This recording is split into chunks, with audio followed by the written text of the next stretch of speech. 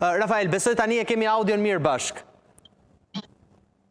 Besoj që po. Besoj që po, tani është mrekulli. Unë ju një gjë mirë. Po, tani është shumë mirë, nuk kam përsëritja. Pra, Gjermania pati edhe këtë procesin e lehtësimit të procedurave edhe dokumentacionit për të punuar atje. A mendojnë që e uli kjo edhe kërkesën e shqiptarëve për azil dhe tashmë e kanë më të lehtë për të marrë një dokument në Gjermani? Jo, nuk e besoj, patjetër që kjo është gjë e mirë, jo vetëm për shqiptarët, por ato që duan të punojnë.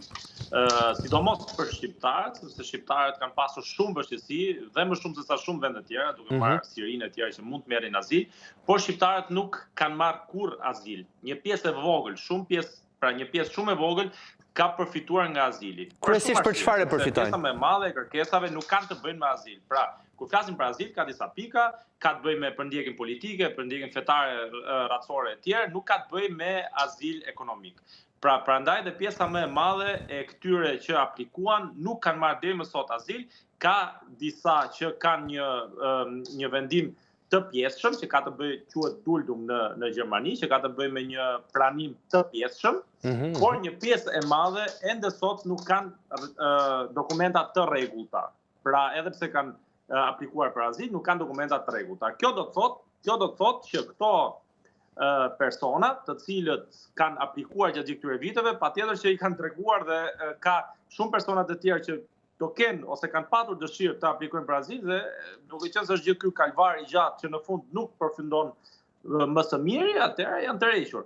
Megjithatë nuk ka të bëjë vetëm me shqiptarët, por qeveria e re nuk ka lidhje me qeverinë e vjetër. Nëse qeveria e vjetër liroi disa gjëra, qeveria e re i ka shtrënguar rregullat. Domethënë që ose do t'i shtrëngojë sepse nuk ka ardhur në pushtet, por janë vendosur, ka ardhur në pushtet këto ditë se u shpejtova, por ka vendosur që do të ketë shtrëngime shumë të forta në drejtim të azilantëve. Pra nuk do të jetë më aq e thjeshtë. Vetëm në drejtim të azilantëve apo dhe në drejtim të atyre të cilët janë në raport pune në Gjermani, që u lehtësuan pak më shumë? Pra mendon që do të jenë dhe shqiptarët që po punojnë në Gjermani të prekur nga vendimet që do marrë qeveria e re? Patjetër, nëse qeveria e re merr vendime të cilat janë në favor të punëmarrësit, patjetër që do të preken të gjithë. Nuk ka të bëjë vetëm me shqiptarët ose tuet, sepse një vendim që merret, një ligj është për gjithë personat të cilët janë në punë. Sidomos pjesa e ligjeve që kanë bëjnë me ndihmat sociale, është prekur dhe do të preket nga kjo qeveri gjatë gjithë periudhës, sepse është vendosur që do ketë kontrolle shumë të mëdha edhe në pjesën e personave që marrin të ndihma sociale. Kjo do të detyrojë pjesën më të madhe ndoshta që të rikthehen punës, sepse në momentin që do t'i refuzohet ndihma sociale nuk